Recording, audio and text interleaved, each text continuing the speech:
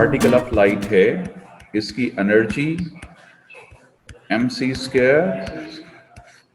इसको हम hf भी लिख सकते हैं। हमने कहा था अगर energy hf less than work function हो तो नो इलेक्ट्रॉन इज emitted।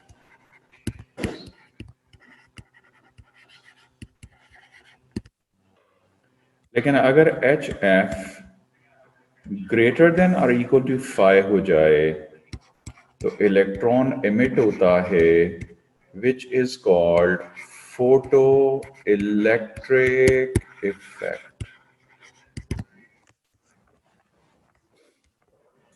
अब जो इलेक्ट्रॉन एमिट होता है, अगर सारी की सारी फोटोन की एनर्जी उसको निकालने में लग जाए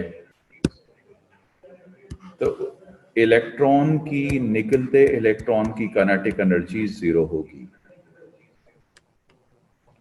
और पॉसिबिलिटी ये है कि इलेक्ट्रॉन अपने एंटी पार्टिकल पॉजिट्रॉन से इंटरैक्ट कर जाए और गामा रेडिएशंस में कन्वर्ट हो जाए। हर इलेक्ट्रॉन का मास रेडिएशन में कन्वर्ट हो जाएगा।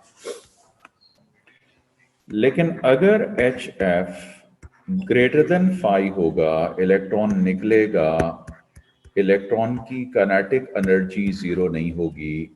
और अगर हमने काइनेटिक एनर्जी कैलकुलेट करनी है तो हमें HF फोटोन की एनर्जी में से वर्क फंक्शन सब्ट्रैक्ट करना पड़ेगा। और अगर हमने इस इलेक्ट्रॉन को रोकना है तो इस काइनेटिक एनर्जी के अगेंस्ट वर्क करना पड़ेगा, और वर्क होगा चार्ज मल्टीप्लाई बाय वोल्टेज। और ये चार्ज इलेक्ट्रॉन का ई वोल्टेज उसको स्टॉप करने के लिए देंगे, इसलिए हम इस एनर्जी को स्टॉपिंग पोटेंशियल के तौर पे लिखेंगे जी, ई।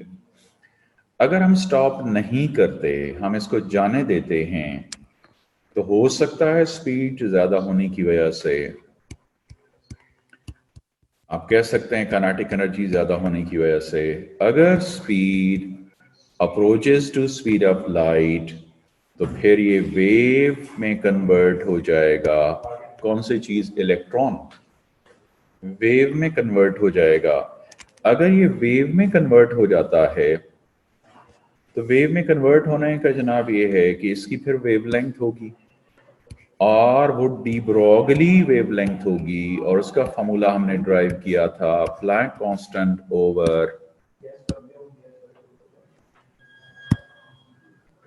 2 MeV। ये कल हमने डेरिवेशन की थी। तो अब आगे चलते हैं जनाब, आज का काम स्टार्ट करते हैं।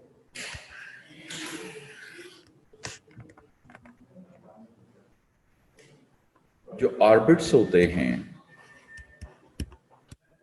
फिजिक्स में, उनको कहते हैं एनर्जी लेवल्स।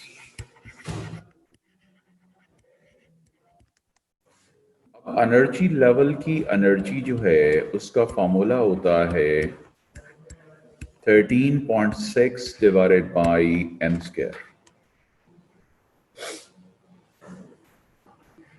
और ये जो n है, this is the number of the energy level, number of the orbit.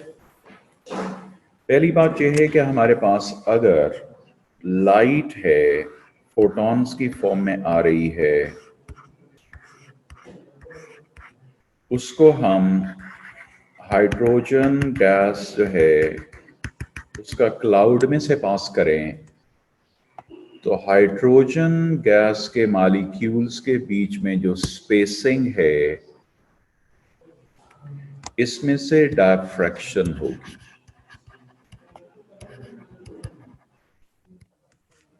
और आपने एएस में पढ़ा हुआ है x is equal to lambda D over A.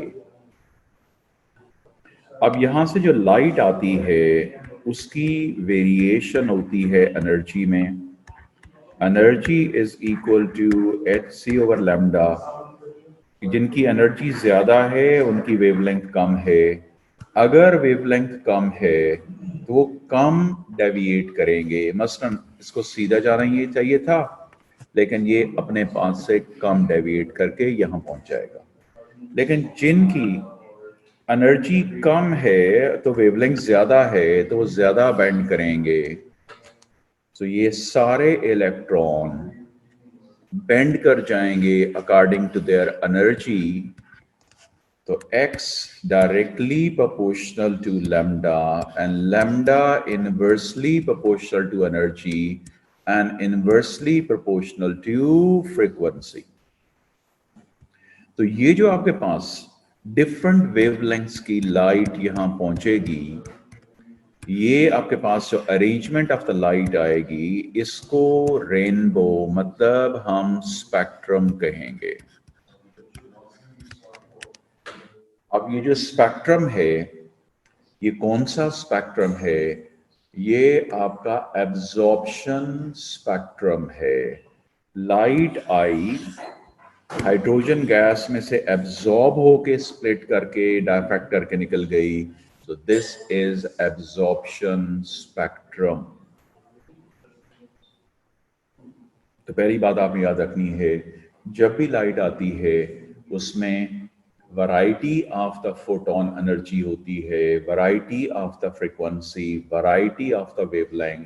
Wavelength ज्यादा होगी तो बेंडिंग ज्यादा होगी, बेंडिंग ज्यादा होगी आपके पास, इसलिए आपके पास वो जो जितनी भी वेवलेंथ्स हैं वो सारी सेपरेट हो जाएगी, स्प्लिट कर जाएगी लाइट इन डिफरेंट वेवलेंथ। तो ये जो अरेंजमेंट होगी, this is called a spectrum and this is absorption spectrum. अब डायफ्रैक्शन क्यों होती है? हाइड्रोजन गैस के बीच में जो मॉलिक्यूलर स्पेसिंग होती है वो स्लिट के तौर पे बिहेव करती है, इस वजह से डायफ्रैक्शन डायफ्रैक्शन हाइड्रोजन से हो रही है। तो ये जो रेनबो बनती है, स्पेक्ट्रम बनता है, दिस इज एब्जॉर्प्शन स्पेक्ट्रम। अब आते हैं इमिशन स्पेक्ट्रम पे। इमिशन स्पेक्ट्रम के लिए हाइड्रोजन को ही लेते हैं और उसका एक एटम, उसका एनर्जी लेवल नीचे वाला, फिर ये ऊपर, फिर उससे ऊपर, फिर उससे ऊपर, ये डिफरेंट। अब इसको हम energy level number 1, energy level number 2, energy number 3, energy number 4, energy number 5 and so on up to infinity. Hydrogen है तो इसमें तो एक ही इलेक्ट्रॉन होता है, ये पहला ऑर्बिट पार्शियली फिल्ड होता है। एनर्जी लेवल इनको कहते हैं। अब हमने पढ़ा था कि एनर्जी लेवल्स की जो एनर्जी होती है वो 13.6 divided by n square, n number है तो इसकी एनर्जी हो जाएगी 13.6 इलेक्ट्रॉन वोल्ट। उसके बाद नेक्स्ट आपके पास है उसकी एनर्जी, आप जरा कैलकुलेट करके करते जाएं, आपने लेबल करते जाएं। दूसरा जो है उसमें 13.6 डिवाइडेड बाय 4, तो ये अप्रोक्सीमेटली हो जाएगी 3.4 इलेक्ट्रॉन वोल्ट। फिर उसके बाद तीसरा है तो वो 13.6 डिवाइडेड बाय 9 करेंगे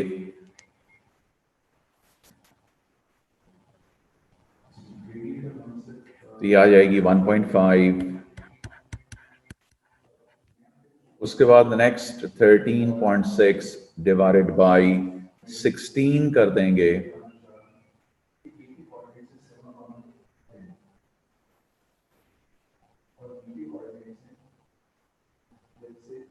ये बनती है 0.85। और उसके बाद 13.6 डिवाइडेड बाय 25 कर दें तो ये 0.54 electron volt, right. So gradually ऊपर जाते हुए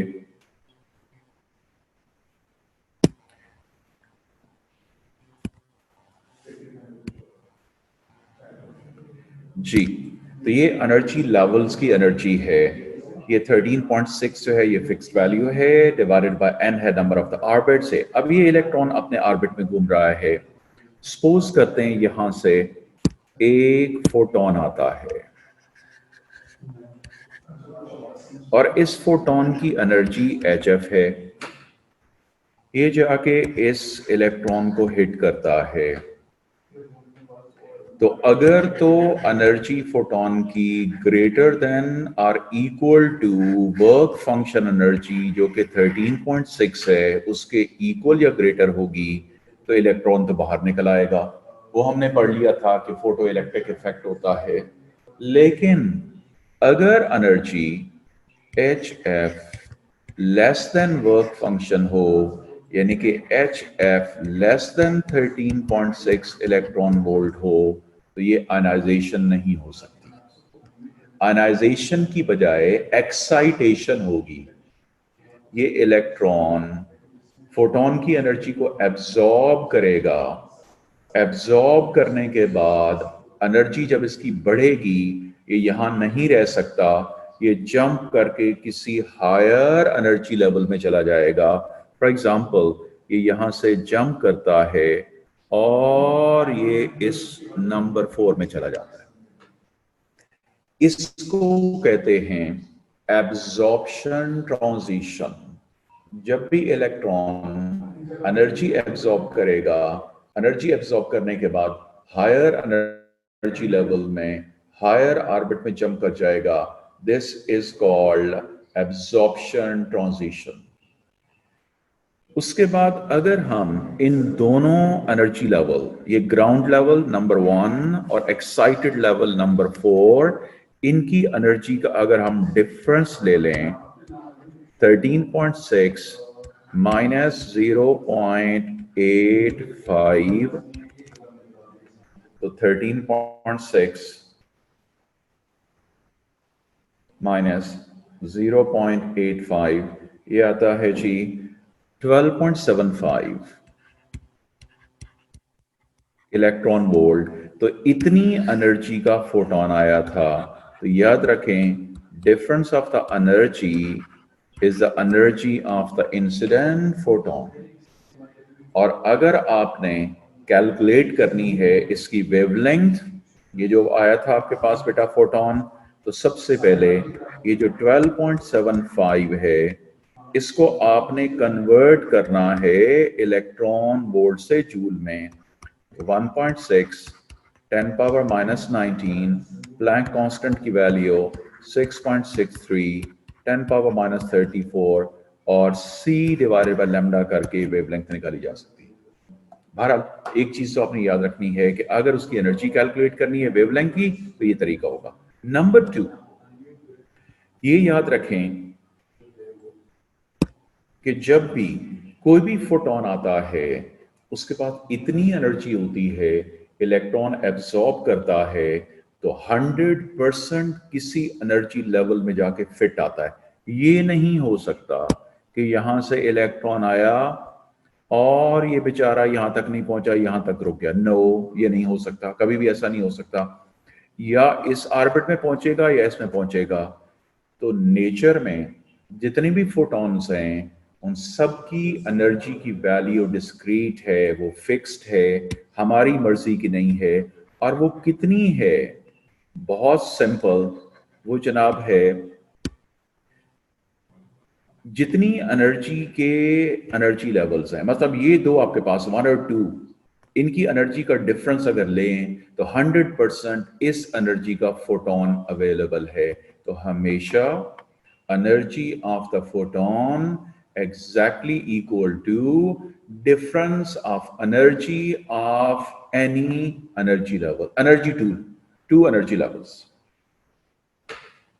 तो फिर मैं बोलता हूं बेटा, energy of the photon is exactly equal to difference of energy of any two energy levels. तो ये आपने याद रखना है कि एनर्जी लेवल्स भी डिस्क्रीट होते हैं और फोटोन भी यूनिवर्स में डिस्क्रीट होते हैं। हमेशा अल्लाह ने एनर्जी लेवल्स और फोटॉन्स को मैच करके बनाया होता है। तो कोई भी एनर्जी लेवल हम उठा लें, हम फोर्थ और फिफ्थ ले लेते हैं, ये इन दोनों की एनर्जी का डिफरेंस ले लेते हैं, तो उतनी एनर्जी का फोटोन अवेलेबल होगा। ऐसा नहीं हो सकता कि हम एक फोटोन लें, उसकी एनर्जी कैलकुलेट करें और फिर हमें कोई मिले ही ना एनर्जी लेवल ऐसे जिनकी एनर्जी का डिफरेंस ना हो। 100% दो एनर्जी का डिफरेंस जरूर होगा वो। तो all photons are discrete in their values, all energy levels are discrete in their values, and energy of the photon will be exactly equal to the difference of energies of two energy levels. अच्छा जी, ये excite हो गया। अब excite जब हो जाता है तो कुछ देर के बाद ये वापस डी एक्साइट होता है। अब जो एक्साइटेशन है उसको फिजिक्स में हम कहते हैं एब्जॉर्प्शन ट्रांजिशन। मिक्स ना करना, वो जो पढ़ा था वो एब्जॉर्प्शन स्पेक्ट्रम है। अब ये इलेक्ट्रॉन एक्साइट हो गया तो ये एब्जॉर्प्शन ट्रांजिशन है। एब्जॉर्प्शन ट्रांजिशन में इलेक्ट्रॉन एब्जॉर्ब करता है एनर्जी फोटॉन से, लोअर एनर्जी लेवल से हायर एनर्जी लेवल में एक्साइट कर जाता है। अब इसने डी एक्साइट होना है, उस डी एक्साइटेशन को एमिशन ट्रांजिशन कहते हैं, डी एक्साइटेशन। अब एमिशन ट्रांजिशन डिफरेंट वेज में होती है। पहली, नंबर वन, ये जो आपके पास फोटॉन है ये हो सकता है सीधा सीधा सीधा वापस अपनी ग्राउंड स्टेट में आ जाए एक ही जंप में, तो ये सारी की सारी एनर्जी एक ही गो में रिलीज कर दे और एक ही फोटॉन में सारी एनर्जी रिलीज कर दे। तो ये जो आपके पास फोटॉन रिलीज होगा इसकी वेवलेंथ को कहेंगे cut off wavelength. If the energy of the excited electron is released in the single photon, then the wavelength of the photon is called cut-off wavelength. एक तो ये है कि रास्ते में जितने भी उसके रिलेटिव्स हैं, रिश्तेदार हैं, उनके घरों में ना जाए, सीधा अपने घर में ही आ जाए। एक तो ये है कट ऑफ वेवलेंथ एमिशन होती है। नंबर टू ये है कि हो सकता है ये हर रिलेटिव को मिल के आए रास्ते में, यहां से आए इधर पहुंचे, फिर यहां से इधर पहुंचे, फिर ये इधर पहुंचे, तो जनाब 3 फोटॉन्स निकाले, ये छोटा, ये उससे बड़ा और ये उससे बड़ा। तो अगर ऑल पॉसिबल फोटॉन्स में एनर्जी रिलीज करे step by step, minimum, medium, maximum order में करे, एनर्जी इंक्रीजिंग ऑर्डर में, पहले आपके पास नंबर वन एनर्जी स्मॉल का फोटॉन, फिर एनर्जी मीडियम का फोटॉन, फिर एनर्जी आपके पास मैक्सिमम का फोटॉन एंड सो ऑन, यानी कि आपके पास इंक्रीजिंग आपके पास ट्रेंड हो एनर्जी का। तो इसको कहते हैं कंटिन्यूअस स्पेक्ट्रम। कंटिन्यूअस स्पेक्ट्रम, हर एनर्जी पॉसिबल का फोटॉन निकला, कंटिन्यूअस स्पेक्ट्रम। अब आपको पता है कि जो एनर्जी होती है वो तो hc ओवर लैम्डा होती है। तो अगर आपके पास एनर्जी स्मॉल है तो वेवलेंथ लार्ज होगी, और अगर एनर्जी मैक्सिमम है तो वेवलेंथ स्मॉल होगी। और इसको अगर हम वेवलेंथ की फॉर्म में ऑर्डर में करें, यहां पे देखें ये आपके पास स्मॉल वेवलेंथ, ये उससे बड़ी, ये उससे बड़ी, तो ये जो स्पेक्ट्रम बनेगा, ये जो रेनबो बनेगी, इसको हम कहेंगे कंटिन्यूअस स्पेक्ट्रम।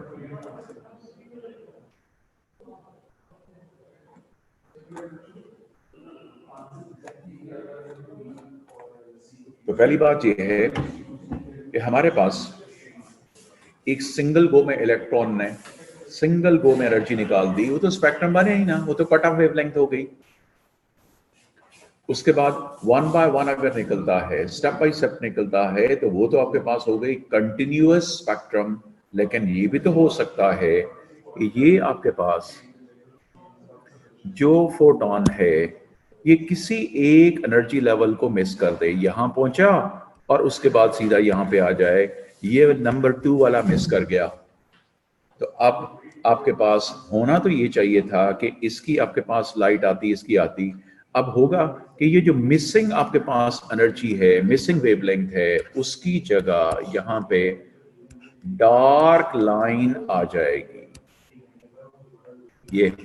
ये आपके पास लाइट मिलेगी नहीं, तो डार्क, इसलिए इसको कहते हैं लाइन स्पेक्ट्रम। तो पहले आपके पास cut off wavelength, number 2 step by step आता है, तो वो कंटिन्यूअस स्पेक्ट्रम ऑर्डर में। और अगर कोई एक आध एनर्जी लेवल वो मिस कर बैठता है, तो उस मिसिंग वेवलेंथ की जगह ब्लैक स्ट्रिप आ जाएगी, कोई लाइट ही नहीं है तो डार्क लाइन आ जाएगी। जब स्पेक्ट्रम बनाएंगे, रेनबो बनाएंगे, तो इसको कहते हैं लाइन स्पेक्ट्रम। एक एब्जॉर्प्शन स्पेक्ट्रम था, एक आपके पास कंटिन्यूअस स्पेक्ट्रम, और एक आपके पास है लाइन स्पेक्ट्रम। एब्जॉर्प्शन स्पेक्ट्रम पीछे है, ये है के अंदर पहली पॉसिबिलिटी के स्पेक्ट्रम बने ही ना, मतलब एक ही गो में इलेक्ट्रॉन सारी एनर्जी जो है वो रिलीज कर दे सिंगल फोटोन में। तो जो फोटोन निकला उसकी वेवलेंथ को हम कह देंगे कट ऑफ वेवलेंथ। फिर उसके बाद स्टेप बाय स्टेप आया, हर पॉसिबल एनर्जी लेवल को उसने टच किया, तो ये आपके पास जो है ये बन जाएगा कंटिन्यूअस स्पेक्ट्रम। लेकिन अगर कोई एक आध एनर्जी लेवल वो मिस कर बैठता है, तो उसकी वजह से होगा मिसिंग वेवलेंथ की जगह कट, मिसिंग वेवलेंथ की जगह ब्लैक स्ट्रिप आ जाएगी, and this is called line spectrum. अब अगर आपने हर फोटोन जो है, जो भी निकला है, उसकी एनर्जी कैलकुलेट करनी है, तो वो तो मैंने बता दिया, डिफरेंस ले लें, उसकी वेवलेंथ निकलनी है ये। तो अब आपको वो कह सकता है कि ये एनर्जी लेवल्स हैं, ये यहां से सपोज करें यहां तक गया, ये एब्जॉर्प्शन ट्रांजिशन है, तो इसकी सारी पॉसिबल एमिशन ट्रांजिशंस बनाएं, सारी पॉसिबल। तो पहली पॉसिबिलिटी तो ये है ना, यहां से यहां आए, और भाई ये भी पॉसिबिलिटी है ना कि यहां से यहां भी आ सकता है ना, और ये पॉसिबिलिटी है कि यहां से सीधा आ जाए, ये पॉसिबिलिटी हो गई। उसके बाद दूसरी पॉसिबिलिटी है, जब यहां से यहां पहुंच गया तो ये पॉसिबिलिटी है कि यहां से यहां आए, और ये भी तो पॉसिबिलिटी है कि यहां से यहां आए। तो पहले मैंने इसकी सारी पॉसिबिलिटीज खत्म की, अब इसकी पॉसिबिलिटी सारी खत्म कर दी, तो पीछे एक ही रह गई, और ये आपके पास ये पॉसिबिलिटी हो गई। तो टोटल 1 2 3 4 5 6। तो जब भी ये एनर्जी लेवल 1 से एनर्जी लेवल 4 तक जाता है, तो कितनी पॉसिबिलिटीज बनती हैं? 6 यूजुअली ये ड्रॉ करनी आती है। अब वो पूछ सकता है mark the emission transition which has minimum wavelength। तो याद रखें, energy is equal to hc over lambda. तो मिनिमम वेवलेंथ के लिए बड़ी वाली एनर्जी, तो बड़ी वाली एनर्जी ये है जनाब, इसको लेबल कर देंगे, यहां से जो आपको वेवलेंथ मिलेगी मिनिमम होगी। हमेशा कट ऑफ वेवलेंथ छोटी होती है। उसके बाद अगर वो कहता है नहीं ये बड़ी एनर्जी चाहिए, बड़ी वेवलेंथ चाहिए, तो एनर्जी आपके पास इन्वर्सली है, तो इसका मतलब है ये जो छोटा जंप लगाया है इसमें वेवलेंथ बड़ी होगी। अब हमें स्पेक्ट्रम याद होना चाहिए, 350 से लेकर नैनोमीटर से लेकर 650 नैनोमीटर तक ये विजिबल लाइट होती है, और जो ग्रीन होती है बीच में उसकी वेवलेंथ होती है 500 नैनोमीटर। अब इससे इधर आए तो ये अल्ट्रा वायलेट, इससे इधर जाएं तो इंफ्रारेड। तो भाई अगर वो कहता है कि आपके पास पॉसिबिलिटी जो है वो अल्ट्रा वायलेट की और इंफ्रारेड की क्या है, ठीक है, तो अल्ट्रा वायलेट की वेवलेंथ बहुत छोटी होती है, तो छोटी वेवलेंथ कहां पे है? वो ये है। So this is the possibility for the ultra violet photon अगर वो कह दें जी इंफ्रारेड चाहिए, तो इंफ्रारेड द लॉन्गर वेवलेंथ, तो लॉन्गर वेवलेंथ होती है स्मॉल एनर्जी ट्रांजिशन से, तो ये जो आपके पास होगी ये इंफ्रारेड की। और ये भी हो सकता है कि पहले इस फार्मूले से आपसे वो वेवलेंथ कैलकुलेट करवाए और इससे फिर मैच करवाने के बाद पूछे बताओ ये किस रीजन में होगा। अगर 350 से 650 में है तो ये आपके पास हो गया visible light spectrum, visible light का रीजन होगा। लेकिन अगर इससे कम है तो अल्ट्रावायलेट लाइट, और अगर इससे ज्यादा है तो इंफ्रारेड। जी ये जरा देख लें।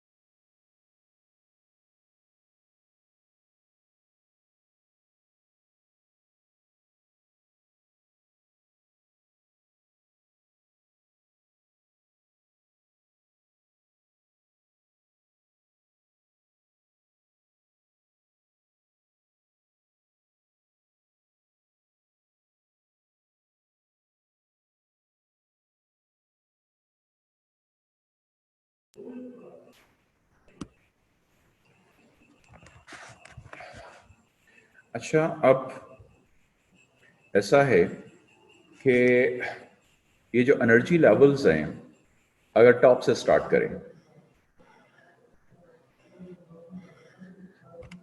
ये टॉप मोस्ट वाला जो है इसको हम फिजिक्स में कहते हैं कंडक्शन एनर्जी लेवल।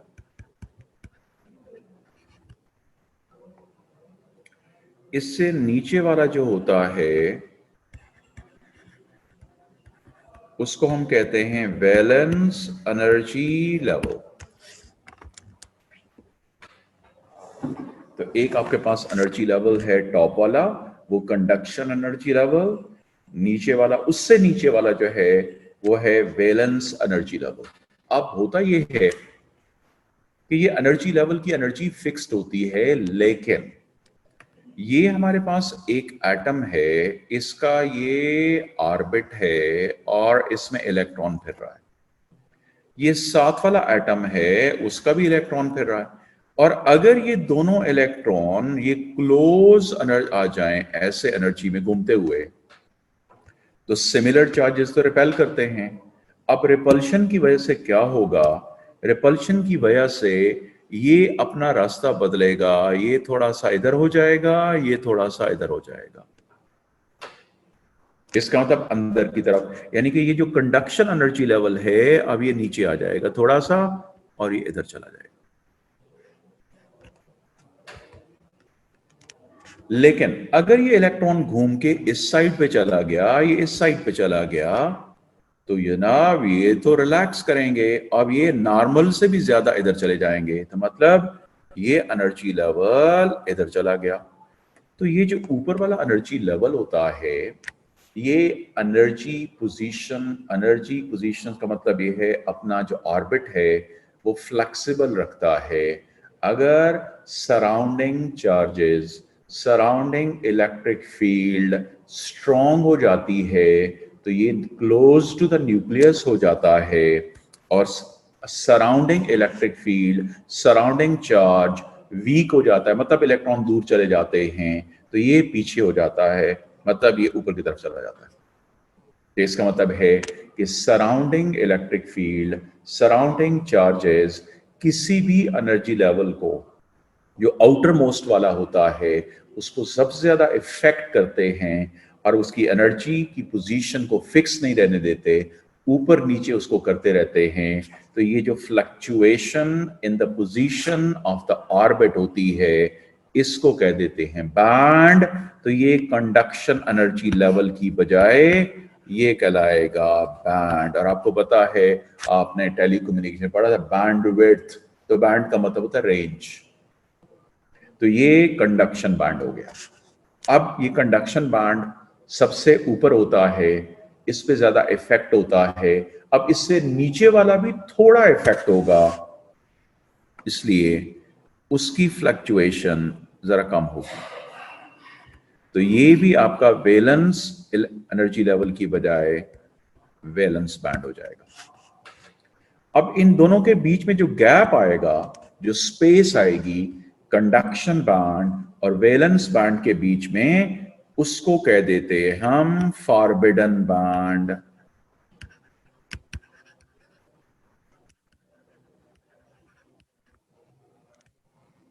जी, तो ये फॉरबिडन बैंड जो है, ये कंडक्शन बैंड और वैलेंस बैंड के बीच वाली जगह को स्पेस को कहते हैं।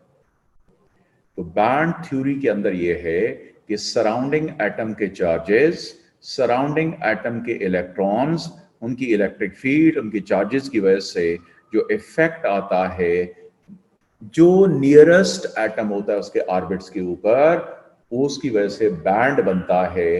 वो बैंड कभी आपके पास श्रिंक कर जाता है, कभी रिलैक्स करता है, तो वो जो फ्लक्चुएशन आती है, that is called band, right.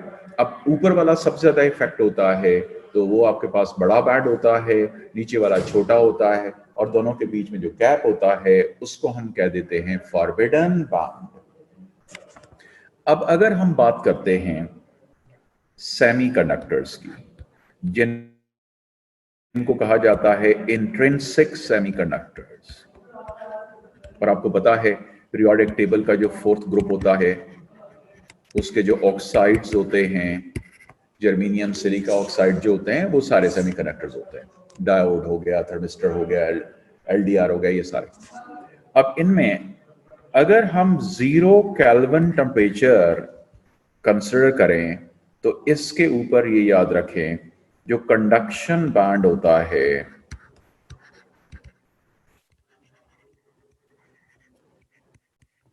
वो एम्प्टी होता है, और जो वैलेंस बैंड होता है वो fully occupied, full of electrons होता है। केमिस्ट्री में जो आप फॉर्मूला पढ़ते हैं, जो भी इलेक्ट्रॉनिक कन्फिग्रेशन वगैरह करते हैं बाहर, वो भी है, वो वैलेंस बैंड ये फुल होता है, जितने इलेक्ट्रॉन वहां पर उसके चाहिए उतने ही होते हैं। और बीच में ये जो फॉरबिडन बैंड है,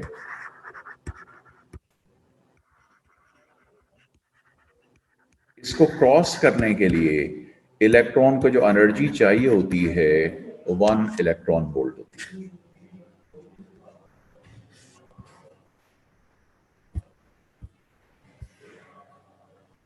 राइट।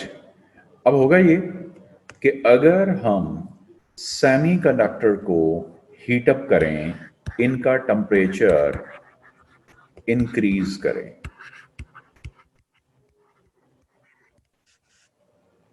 तो जो वैलेंस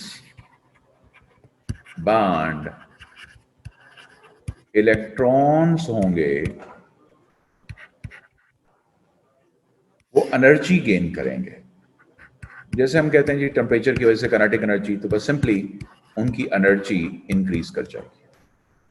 अब जब एनर्जी इंक्रीज करेगी, तो जो जो electron 1 electron volt energy gain करते जाएंगे, वो जंप करके वैलेंस से ये कंडक्शन बैंड में चले जाएंगे, टेम्परेचर बढ़ाएंगे, वैलेंस बैंड के इलेक्ट्रॉन की एनर्जी बढ़ेगी, एनर्जी गेन करने के बाद वो जंप करके ऊपर चले जाएंगे। टेम्परेचर बढ़ता गया, नंबर ऑफ इलेक्ट्रॉन अप्रोचिंग या रीचिंग कंडक्शन बैंड ज्यादा होते गए, तो वहां पे number density of the electron बढ़ गई और पीछे जो पोटेंशियल आपने दिया हुआ है उसकी वजह से करंट बढ़ गया। अब इलेक्ट्रॉन बढ़ गए, इलेक्ट्रॉन बढ़ने की वजह से सेम पोटेंशियल ज्यादा इलेक्ट्रॉन्स को ड्राइव कर रहा है, ज्यादा चार्ज है, तो हम कहते हैं जनाब rate of flow of charges बढ़ गया।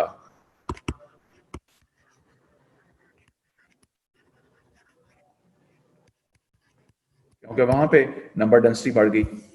तो हमें पता है कि जो चार्ज होता है वो NE होता है और जो करंट होता है वो NE/T होता है। तो नंबर ऑफ इलेक्ट्रॉन ज्यादा हो गए, जैसे करंट बढ़ गया, तो अगर करंट बढ़ जाता है तो हम कह देते हैं जनाब जी रेजिस्टेंस कम हो गई। ये सिंपल कंसेप्ट, ये आपने याद रखना है कि 0 केल्विन के ऊपर जो वैलेंस बैंड है वो होता है फुली ऑक्युपाइड। कंडक्शन बैंड के अंदर कोई इलेक्ट्रॉन नहीं होता। फॉरबिडन बैंड को जंप करने के लिए 1 इलेक्ट्रॉन वोल्ट की एनर्जी चाहिए होती है। जब आप हीटअप करते हैं, वैलेंस बैंड के इलेक्ट्रॉन एनर्जी गेन करने के बाद वो ऊपर कंडक्शन बैंड में चले जाते हैं। कंडक्शन बैंड में जब नंबर ऑफ इलेक्ट्रॉन ज्यादा हो जाता है, नंबर ऑफ चार्ज कैरियर ज्यादा हो जाएगा, नंबर डेंसिटी ज्यादा हो जाएगी, करंट ज्यादा हो जाएगा, बाहर से आपने पोटेंशियल उसको दिया हुआ है, करंट ज्यादा होगा तो हम कहेंगे रेजिस्टेंस कम हो गई। तो ये है कि सेमीकंडक्टर्स के अंदर टेम्परेचर बढ़ने से रेजिस्टेंस क्यों कम हो जाती है। अब स्पेशल केस है जी LDR। आपने ओलम में पढ़ा था कि emission of electron with the help of heat is called thermionic emission. और आजकल आप पढ़ रहे हैं कि नहीं जी, लाइट भी अगर इंसिडेंट हो किसी मेटल के ऊपर फिर भी इलेक्ट्रॉन निकलता है। तो यहां भी वही है ना, अगर हीट दे के इलेक्ट्रॉन को ऊपर पहुंचा सकते हैं तो ऊपर से लाइट इंसिडेंट करके इलेक्ट्रॉन को भी तो पहुंचाया जा सकता है। तो जब भी कोई बाहर से लाइट स्ट्राइक करती है, इंसिडेंट करती है किसी मेटल के ऊपर, सेमीकंडक्टर के ऊपर, वैलेंस बैंड वाला इलेक्ट्रॉन वैलेंस बैंड वाला इलेक्ट्रॉन एनर्जी गेन करता है। अगर उसकी एनर्जी 1 इलेक्ट्रॉन वोल्ट हो जाती है, जम करके ऊपर चला जाता है, और जब वहां ऊपर जाके ये पहुंचता है, नेक्स्ट ऊपर जाके पहुंचता है, तो वही प्रोसेस हो गया जो हमने हीट से किया।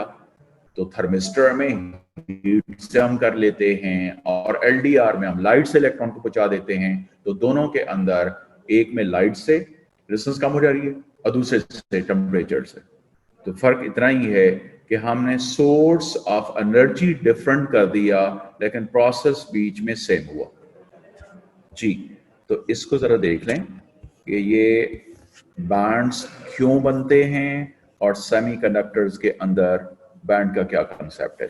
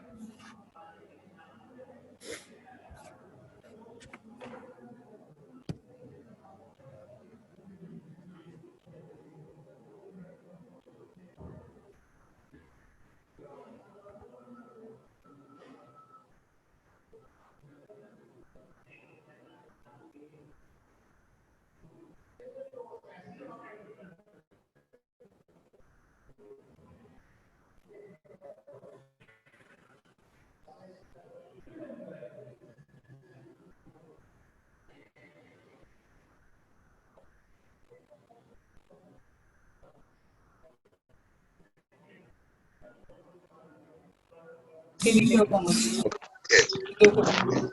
बहुत ज्यादा इस तरह से ना उसको बहुत ज्यादा बाबा ने एक महीना ही जहाँ पे हम बनाओ ना मेरे जैसा ऐसा ही सर जी बोले। सर हम सेमीकंडक्टर्स को इंट्रिंसिक क्यों कहते हैं? अच्छा, ये इंट्रिंसिक इनको कहते हैं, इसलिए कहते हैं ना कि ये इसमें जो number of the charge carrier होते हैं ना, जी जी तो वो हम इनकी मटेरियल की प्रॉपर्टी से डिटरमाइन करते हैं instead of the amount of the impurities. ठीक है। ठीक है, अच्छा तो वो हमारे सिलेबस में इतना नहीं है, लेकिन आपने ये समझ रखना है कि इनमें number of the charge carrier जो होते हैं वो कैसे पता लगता है कि जो मटेरियल है उसकी प्रॉपर्टीज क्या हैं। वो हमारे ठीक है। सिलेबस में पी टाइप और एन टाइप सुना होगा आपने। पी टाइप हाँ सेमी, जी हाँ हाँ वो जी डिटेल जी में जी नहीं है ना।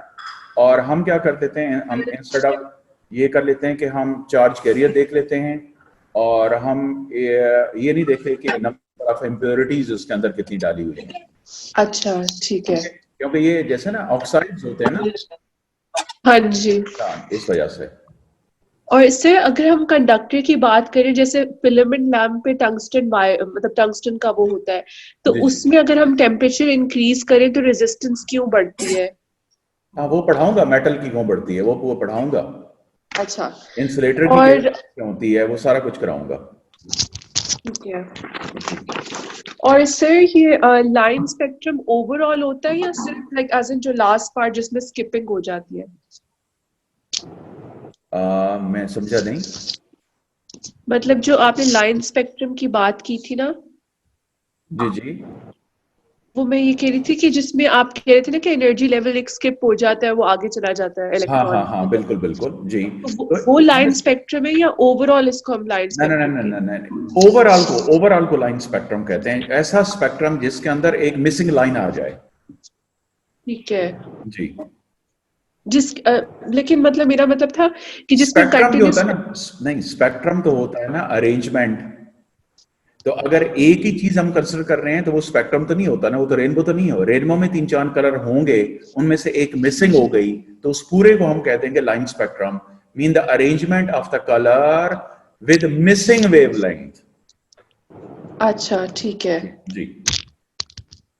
और आपने केमिस्ट्री सर में एक्सट्रिंसिक और इंट्रिंसिक पढ़े हुए हैं आपने? क्या चीज? केमिस्ट्री में आपके पास हैं ये अपना इंट्रिंसिक और एक्सट्रिंसिक सेमीकंडक्टर्स पढ़े हुए हैं आप लोगों ने? नहीं, केमिस्ट्री में नहीं पढ़ा हुआ। अच्छा अच्छा अच्छा, देखिए ना, अगर आपने किसी सेमीकंडक्टर को कंडक्टर अच्छा बनाना है और आप जी उसके अंदर कोई मटेरियल ऐड कर देते हैं ना, मटेरियल जी जी ऐड करते हैं तो वो होता है एक्सट्रिंसिक। लेकिन अगर बगैर ऐड किए हुए अगर आप उसके अंदर वो प्योर फॉर्म में हो, जो सेमीकंडक्टर प्योर फॉर्म में हो, को उसमें ना कोई इम्प्योरिटी ना हो, तो उसको इंट्रिंसिक कहते हैं। इंट्रिंसिक का मतलब होता है प्योर। ठीक है। जी, तो ये हमारी डिटेल में नहीं है जी। ठीक है, अच्छा कोई और बोला था बीच में?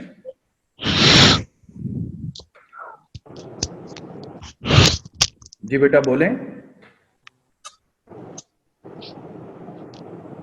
जैन आप बोल रहे थे बेटा? हाँ जी सर, मैं ही बोल रहा था। जी जी बताएं बेटा। सर ये जो होते हैं इलेक्ट्रॉन के शार्प कट ऑफ कब होता है वेवलेंथ का? जी जी जी, देखें इलेक्ट्रॉन एक्साइट होके ऊपर चला गया, ठीक है, और वो वापस उसी ऑर्बिट में आ जाए, रास्ते में किसी को लिफ्ट ही ना कराए जी रास्ते में, तो सिंगल गो में इलेक्ट्रॉन जो है वो इमिट कर दे।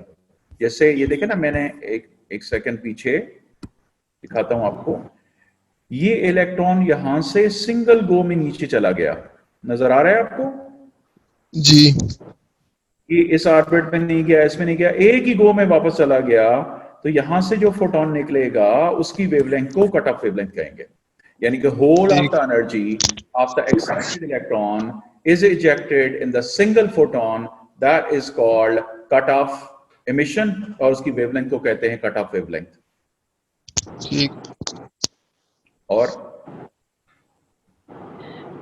सर आपने कहा था कि the difference in the energy levels is equal to the energy of the photon. Yes, incident photon जी और जी, इमिटेड इंसिडेंट फोटोन फोटोन। जी। तो अगर वो इक्वल नहीं होती तो मतलब इलेक्ट्रॉन वापस आ जाएगा अपनी उसी स्टेट में? ना, नहीं जाएगा ही नहीं वो। अच्छा नहीं, लाइक एज इन। नहीं वो अच्छा ठीक जाएगा है। ही नहीं, जाएगा ही नहीं। नहीं, ये तो कंसेप्ट ही गलत है ना कि होगी नहीं, मैंने कहा है अल्लाह ने फोटोन की एनर्जी और एनर्जी लेवल का डिफरेंस मैच करके बनाया हुआ है, डिस्क्रीट है। अच्छा। ये हो ही नहीं सकता कि फोटोन ओ, ऐसा आए कि वो इलेक्ट्रॉन को कहीं पहुंचा ही ना सके। अच्छा, जी, ठीक है। मैचेबल हैं सारे। और सर आपने कहा था कि जो फोटो इलेक्ट्रिक इफेक्ट होता है उसमें बेसिकली इलेक्ट्रॉन्स एमिट होते हैं, तो अगर एनर्जी जो फोटोन की है वो इक्वल हो जाती है वर्क फंक्शन की, तो इलेक्ट्रॉन इमिट तो नहीं होना चाहिए क्योंकि उसकी नहीं इमिट काइनेटिक होगा, एनर्जी जीरो। नहीं इमिट होगा लेकिन आगे नहीं भाग सकेगा। मेटल की सरफेस पे आके मेटल का पार्ट नहीं होगा। जैसे आप किसी बॉल को किक करते हैं, अच्छा, वो दरवाजे पे जाके रुक जाती है, अब दरवाजे के अंदर है ना बाहर है। अब दरवाजे कमरे का पार्ट तो नहीं है ना, लेकिन बाहर भी नहीं जा सकती। अच्छा, ठीक है, इजेक्ट तो हो गया ना, ठीक, लिबरेट तो हो गया, लेकिन आगे नहीं भाग सकता। ठीक है, समझा। और सर एक और बात कि जो फोटॉन्स जब हाइड्रोजन से हिट करेंगे उसके मॉलिक्यूल्स को, जी तो जी वो अंदर से डायफ्रैग करके बाहर निकलेंगे, जी। लेकिन वो एब्जॉर्प्शन स्पेक्ट्रम कैसे है? लाइक एब्जॉर्ब तो कुछ नहीं हो रहा। नहीं, एब्जॉर्ब का मतलब ये है कि यहाँ पे कि कुछ वेवलेंथ जो है वो ब्लॉक भी तो हो सकती है ना, वीक वाली। तो अगर स्ट्रेट आ रही हो या हाँ जी, कुछ होंगे, हेड ऑन कोलिजन हो सकते हैं उनके। उसके बाद हम्म, कुछ जो है अगर पास कम एनर्जी वाले हैं, मतलब ज्यादा वेवलेंथ वाले आपके पास हैं, तो हो सकता है वो अंदर एब्जॉर्ब ही हो जाए, फिल्टर हो जाए। ठीक है, जी, ठीक है, या इसलिए जो हाइड्रोजन लेते हैं ना, गैस लेते हैं, वो हाई प्रेशर वाली लेते हैं। ठीक है। जी। ओ अच्छा।